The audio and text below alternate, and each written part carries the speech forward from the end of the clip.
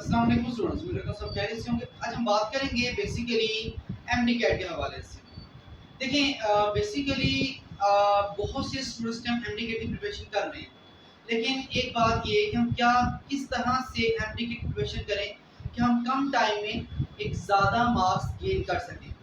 तो आज हमारे हम बात करेंगे, कुछ टिप्स की बात करेंगे ताकि आपको एमडी की प्रिपरेशन करने में आसानी हो।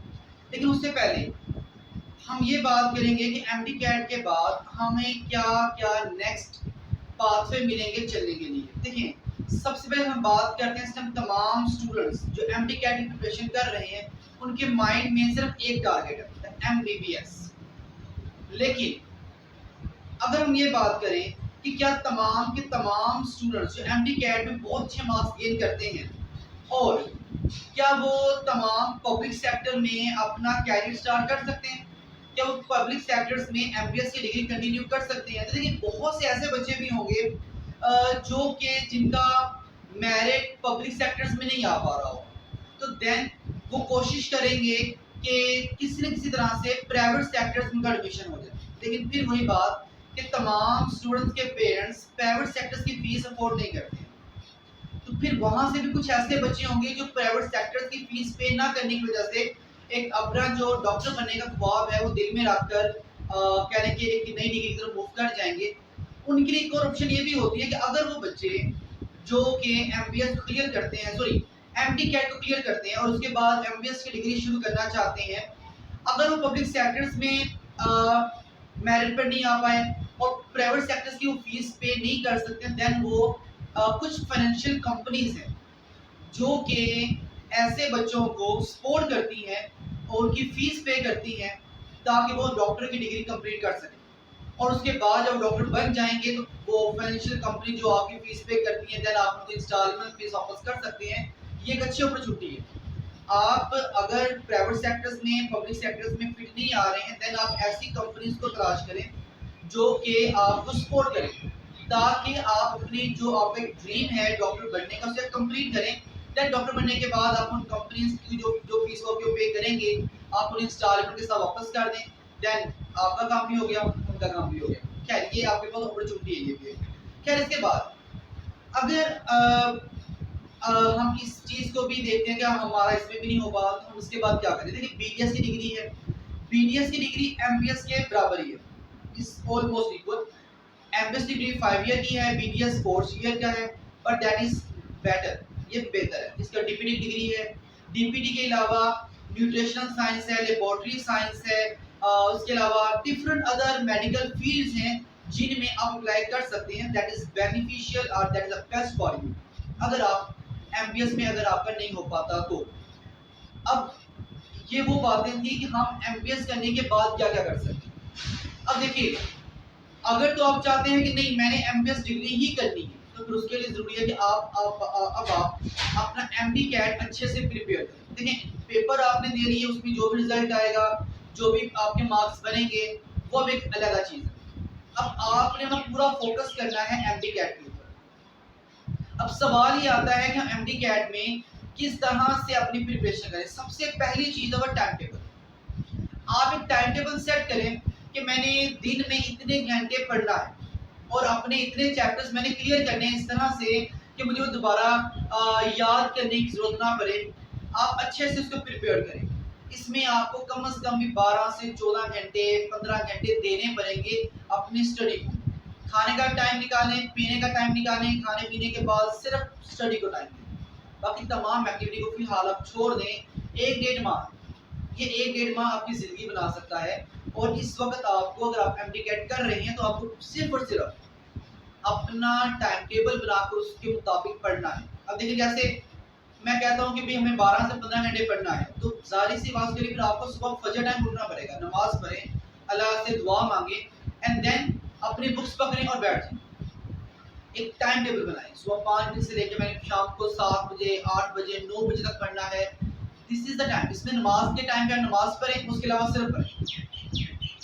ये एक टाइम टेबल आपको बनाना पड़ेगा। अपने काम के साथ आपको पेशेंट दिखाना पड़ेगा, देन आप क्या नाम है अपना एमडी का क्लियर कर सकते हैं। इसके अलावा सेकंड वन हमारे पास क्या है, आपके पास जो सिलेबस है अब आप अपने सिलेबस को डिवाइड कर लें कि भाई हमने इतने दिन में इतने चैप्टर्स वाइंड अप करने हैं, इतने दिन में इतने चैप्टर्स वाइंड अप करने हैं, एंड देन अब ये आपको ही पता है कि वहां पर कुछ इजी एमसीक्यूज में कुछ मॉडरेट एमसीक्यूज कुछ टफ एमसीक्यूज आएंगे।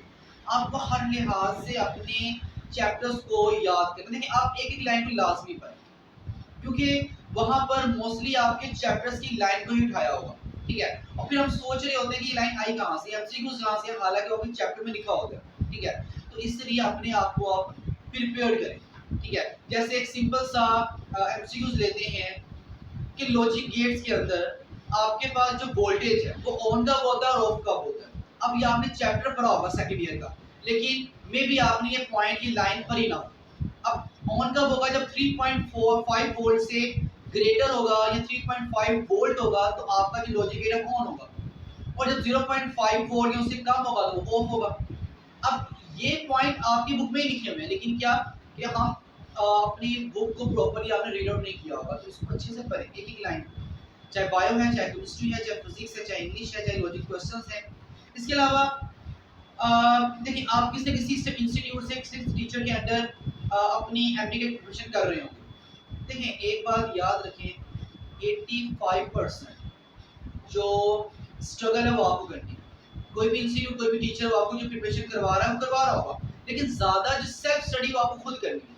आप जितना खुद पढ़ेंगे, जितना स्टडी खुद टाइम देंगे, उतना आपके लिए बेटर है। इंस्टीट्यूट में आप 2 घंटे जाते हैं, 3 घंटे जाते होंगे, किस टीचर के पास अगर पढ़ रहे हैं तो 2 घंटे 3 घंटे पढ़ रहे होंगे, ठीक है। लेकिन उसके अलावा जो बाकी का टाइम है 10 घंटे का, 1 9 घंटे 8 घंटे, वो बेटा आपको खुद प्रिपरेशन करनी है, सेल्फ स्टडी करनी है। देन आप कुछ गेन कर सकते हैं। अगर आप ये कहें कि भाई मैं एकेडमी जा रहा हूँ, वहीं पे मैं पढ़ रहा हूँ, वहाँ काफ़ी है, दिस इज नॉट इनफ।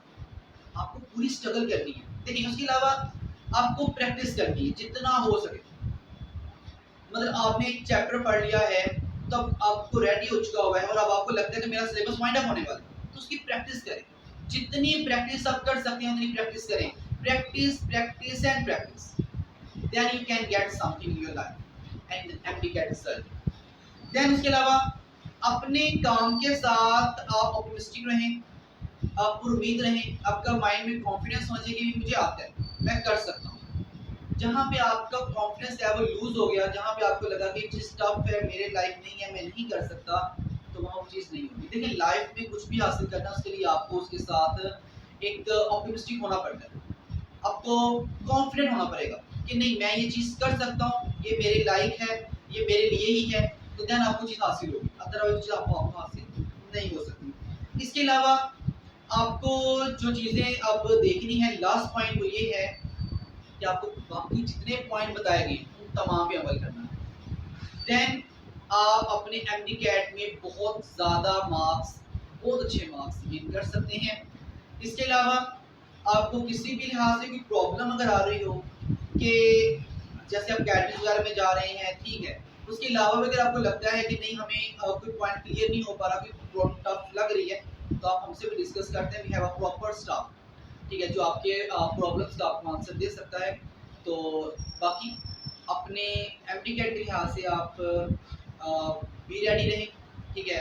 इस बार वैसे भी एमडी कैट आपने देखा है कि प्रॉपर टाइमिंग में नहीं है, पूरा एक मंथ मिलेगा आपको, किसी का पहले या किसी का बाद में है। तो आपने जो आपकी प्रिपरेशन उसको 100% रखें आप। जब भी आपका पेपर आ रहा है, टेस्ट आ रहा है, चाहे 1 अगस्त को आ रहा है, सॉरी 1 सितंबर को आ रहा है या 30 सितंबर को, जब भी आ रहा है, आपने अपनी प्रिपरेशन को 100% फुलफिल रखना है, ठीक है, और अपनी तैयारी को रखें, ठीक है। इसके अलावा कोई प्रॉब्लम हो तो हमसे डिस्कस करें।